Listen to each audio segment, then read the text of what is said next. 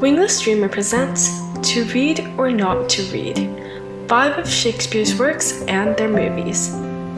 First, let's go over which 5 of Shakespeare's works we'll be discussing.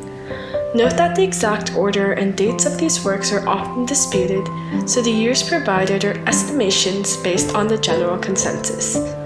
Up first is Richard III, performed around 1592 to 1593.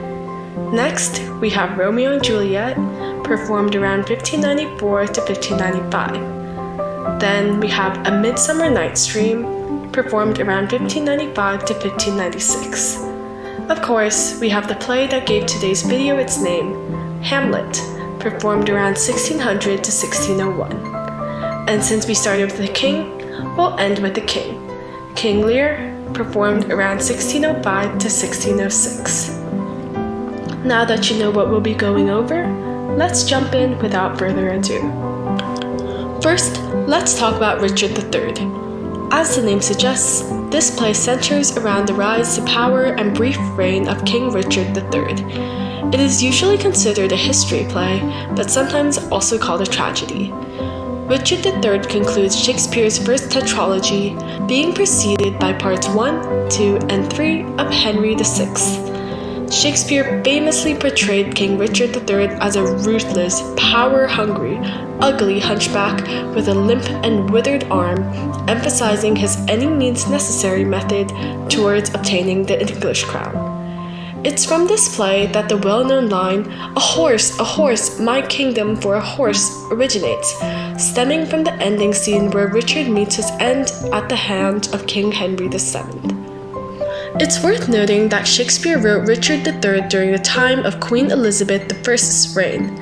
Since she herself was a Tudor, and her grandfather Henry VII was the one who defeated Richard III, it's widely agreed that Shakespeare exaggerated Richard's negative personality traits and made him a character to be hated, so that he could appeal to the ruling House of England at that time.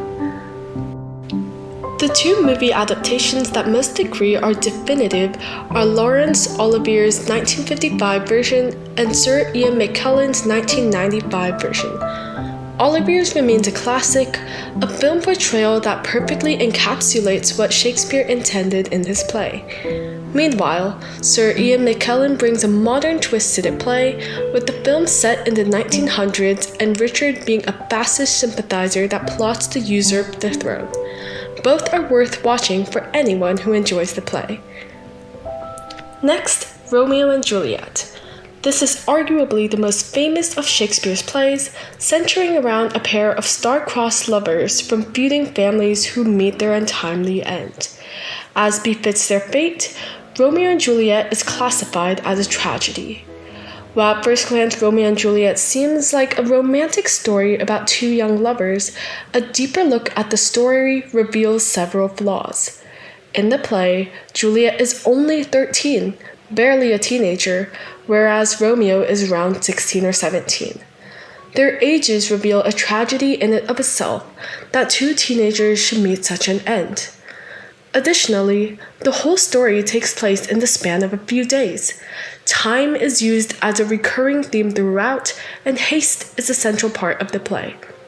There is a sense of timelessness and eternality that Romeo and Juliet fight to create throughout, ultimately resulting in their love being immortalized through death.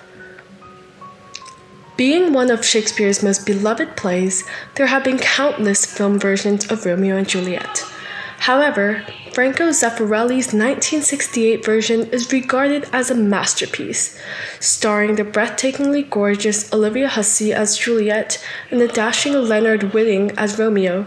The film presents a very traditional take that transports audiences into the Renaissance, from the setting to their costumes to the actors' mannerisms.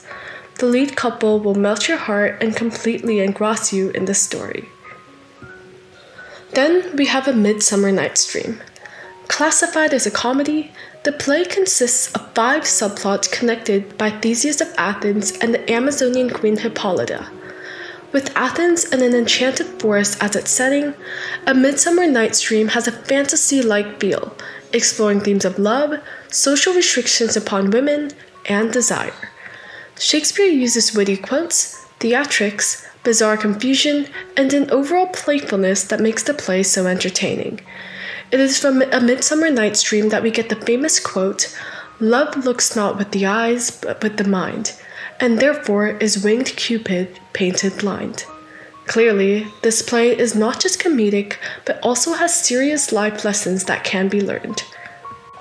Michael Hoffman's 1999 version of A Midsummer Night's Dream remains a favorite, and it's easy to see why.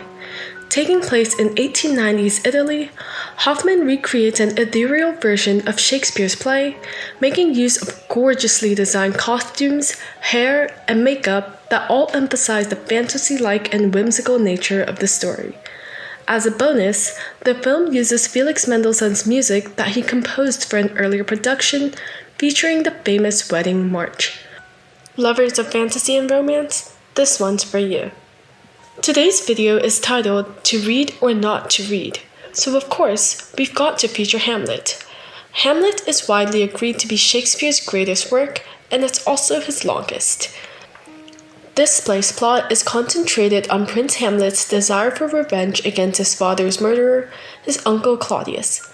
Hamlet's soliloquies are highly courtly, witty, and demonstrate immense rhetorical skill. Not only does he frequently interrupt himself to show agreement or disgust, he uses a variety of rhetorical devices such as metaphors, anaphora, and eisegeton, along with wordplay. It's from Hamlet's soliloquy in Act 3, Scene 1, that we get the famous line, "To be or not to be? That is the question." There's quite a few excellent movies on Hamlet, but the top two are Laurence Olivier's 1948 version and Kenneth Branagh's 1996 version.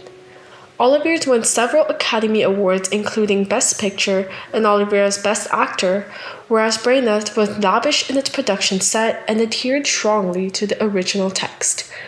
Though you may not have watched these, here's one inspired by Hamlet that you've likely watched, The Lion King. Yes, The Lion King was drawn from Hamlet, with a similar storyline of a prince seeking revenge for his father. Both had their fathers murdered by their evil uncles too. Last but not least, we have King Lear. Telling the story of the old King Lear and his three daughters, Goneril, Regan, and Cordelia, King Lear is another of Shakespeare's tragedies. To prepare for his old age, King Lear attempts to divide his kingdom among his three daughters. Whereas his two older daughters flatter him with their insincere love, Cordelia refuses to flatter her father although she truly loves him, resulting in her being disowned. Themes in King Lear include order versus chaos, family loyalty and dynamics, foolishness versus insight, and justice. King Lear is regarded as one of the finest examples of tragic lyricism, especially in the scenes where King Lear rages in his mad state. King Lear has had various movie versions in English, but there has also been a Japanese adaptation. Directed by Akira Kurosawa, the 1985 epic action film, Ran, tells the story of an aging warlord who abdicates in favor of his three sons. The production effort makes this film one of Kurosawa's finest achievements, and upon its release it was one of the most expensive films in Japanese cinematic history. Furthermore, the film's score was composed by Toru Takemitsu and inspired by German composer Gustav Mahler, which is highly suitable for the action film. This is a great film to check out for those who are looking for a slightly different take on Shakespeare's classic. How many of these are you familiar with? Make sure to check out these plays and their movies. And as usual, don't forget to like, comment, and subscribe to Wingless Dreamer for more literary gems. Thanks for watching!